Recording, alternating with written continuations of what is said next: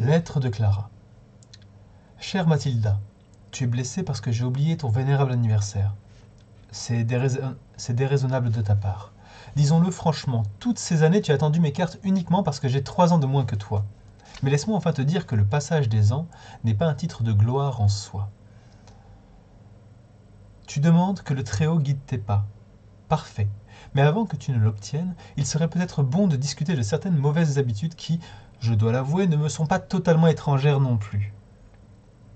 Ma chère Mathilda, une chose que nous devrions tous garder en mémoire, c'est que, dans toute la mesure du possible, il faut éviter de geindre, car sinon les mauvaises habitudes prennent tout de suite le dessus. Je sais que tu as eu la chance de conserver une santé étonnamment bonne, mais tu n'as pas ton pareil pour donner mauvaise conscience à ton entourage en te plaignant, et ensuite, bien sûr, tous te rendent la monnaie de ta pièce, en prenant un malin plaisir à te considérer comme quelqu'un qui ne compte plus. Je l'ai constaté. Quoi que tu veuilles ou ne veuilles pas, ne pourrais-tu pas arrêter de te plaindre? Essayer de l'obtenir en donnant de la voix ou en les secouant avec quelques paroles puissantes de nature à les réveiller, ou mieux encore, en leur faisant un peu peur. Je sais très bien que tu en es capable. Tu ne gémissais jamais avant. Oh que non. Et puis cette histoire d'insomnie, c'est sans doute parce que tu fais des siestes de chat 8 fois par jour. Oui, je sais, la mémoire retourne en arrière la nuit et s'immisce partout sans épargner le moindre détail. On n'a pas été assez courageux, on a fait le mauvais choix, on a manqué de tact, on s'est montré insensible ou d'une inattention coupable. Et puis toutes ces calamités, actions honteuses et autres déclarations aussi stupides qu'irréparables, toutes choses que tout le monde à part soi-même a oubliées depuis longtemps. N'est-ce pas injuste de posséder une mémoire si aiguisée si elle ne fonctionne qu'à rebours? Chère Mathilda, écris-moi et livre-moi tes pensées sur ces délicates questions.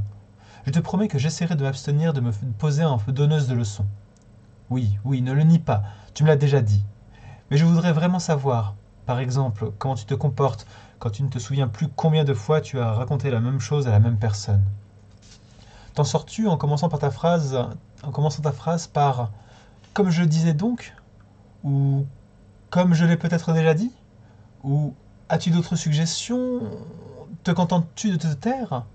Et t'arrive-t-il de laisser certaines conversations que tu ne peux suivre te passer complètement au-dessus de la tête? Cherches-tu à trouver un commentaire perspicace pour te rendre compte ensuite que tout le monde est passé à un autre sujet? Cherches-tu à sauver la face en décrétant qu'ils discutent de choses idiotes et futiles? D'ailleurs, cela a-t-il un quelconque intérêt pour nous? Rassure-moi en me disant que oui. Si tu daignes m'écrire, n'utilise pas ton stylo plume antédiluvien. Il rend ton écriture illisible et désespérément démodée. Dis-leur d'aller te chercher des feutres à pointe moyenne de 0,5 mm. On en trouve partout. Ta Clara. Post-scriptum. J'ai lu quelque part que les textes écrits au feutre devenaient illisibles au bout d'une quarantaine d'années. Qu'en dis-tu? C'est du temps de perspective en fait, à moins que tu n'envisages de rédiger tes mémoires. Tu sais, ne pas lire avant 50 ans. J'espère que tu trouveras ça drôle. Cher Edwald, recevoir une lettre de toi était vraiment une agréable surprise. Comment t'est venue une telle idée? Bien sûr que nous pouvons nous voir. Cela fait des lustres, comme tu le dis. Quelque chose comme 60 ans, si je ne m'abuse. Et merci pour toutes les belles choses que tu m'as écrites. Peut-être un peu trop belles, mon cher vieil ami. Le temps ne t'est-il pas rendu un peu sentimental? Oui, je trouve que cultiver des rosiers est merveilleux. Pour autant que je l'ai compris. La radio diffuse une émission consacrée au jardinage pratique le samedi matin, avec une rediffusion le dimanche. Pourquoi ne pas l'écouter? Appelle-moi quand tu veux, mais n'oublie pas que je me mets parfois un certain temps pour atteindre le téléphone. N'oublie pas de me dire si tu es toujours végétarien, car j'ai l'intention de préparer un repas digne de cette occasion. Oui, rapporte ton album de photos. J'espère que nous pourrons nous entraider pour éviter les incontournables. Tu te souviens? Et que nous pourrons ensuite bavarder de ce qui nous chantera. Chaleureuse salutation, Clara. Salut Steph, merci pour ton bateau en écorce, il est très beau et m'a fait très plaisir. Je l'ai essayé dans la baignoire et il était parfaitement stable. Ne t'inquiète pas pour cette mauvaise note et dis à papa et maman qu'il est parfois plus important de savoir se servir de ses mains et de réaliser quelque chose de beau. Je suis désolé pour le chat, mais lorsqu'un chat atteint l'âge de 17 ans, il est sans doute assez épuisé et en mauvaise santé. Les mots que tu as écrits sur sa tombe ne sont pas si mauvais que ça, mais tu dois faire attention au rythme. Nous en reparlerons quand nous nous verrons. Ta marraine, Clara. Cher Monsieur Hollander, dans votre lettre en date du 27, vous m'accusez de vous déposséder de manière parfaitement injustifiée de l'une de vos œuvres de jeunesse dont vous affirmez que vous avez besoin de la récupérer au plus vite pour une exposition rétrospective. Je n'ai pas le souvenir d'avoir extorqué le tableau en question au fils de votre nièce lors d'une visite chez vous. Il est beaucoup plus probable qu'il m'ait supplié d'en débarrasser son appartement. J'ai minutieusement étudié les signatures des œuvres qui m'entourent et j'en distingue une qui pourrait être la vôtre. Elle représente quelque chose à mi-chemin entre un intérieur et un paysage. On pourrait dire qu'elle a un je ne sais quoi de semi-abstrait. Sa taille, que vous ne mentionnez pas, est le classique format français 50 par 61. Je vous restitue votre œuvre par retour de courrier et espère qu'elle pourra retrouver sa véritable place dans votre collection. Cordialement, Clara Nygaard. Cher Nicolas, je suppose que tu es à peine de retour de ta destination mystérieuse. Je serais prête à parier que c'était Majorque. Quoi qu'il en soit, j'ai décidé de procéder à une autre modification majeure de mon testament. Ne grogne pas, car je sais qu'au fond tu es très amusé par toute cette tergiversation. Voilà, je veux verser une somme annuelle fixe à la maison de retraite dont je finirai un jour par dépendre. Mais, et c'est là le point le plus important, seulement de mon vivant. Je peux me passer des intérêts bancaires, des dividendes d'actions et je ne sais quoi d'autre. Tu en sais plus à ce sujet que moi. Ils peuvent utiliser cet argent à leur guise. Je suis sûr que tu as saisi l'idée, rusé que tu es, et à la perspective de ce revenu supplémentaire temporaire, ils feront de leur mieux pour me garder en vie aussi longtemps que possible. Je deviendrai leur mascotte et pourrai me permettre certaines libertés. Ce qui restera à ma mort ne leur sera pas légué, mais doit être partagé exactement comme prévu auparavant. Au fait, je suis en excellente santé et j'espère que toi aussi. Clara. Ma chère Cécilia, c'est tellement gentil de ta part de m'avoir renvoyé mes vieilles lettres. Quel énorme carton! Y avait-il même quelqu'un pour t'aider à les porter au bureau de poste?